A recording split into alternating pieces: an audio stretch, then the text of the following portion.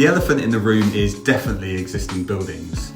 You know, how are we going to afford to turn millions of old and or listed buildings in the UK into passive house-esque, ultra low energy buildings? Certainly not an easy problem to solve. I think we need to get real about how much heritage we want to save versus the penalty of not properly insulating an existing building. Another big one is regulation and the rate of change of regulation. If you look at what's happened in the UK in the last 10 years compared to how much happened in the last 30, it's pretty incredible. But most regulatory changes still aren't anywhere near as progressive enough.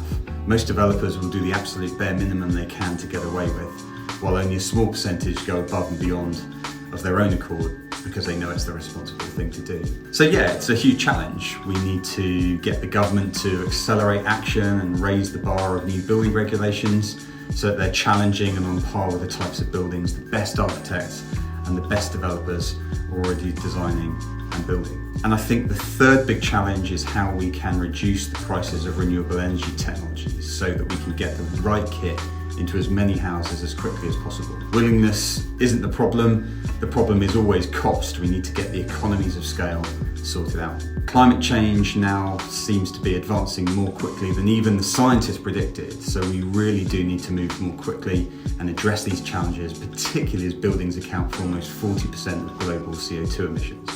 But with a huge collaborative effort, I remain confident that we can do it.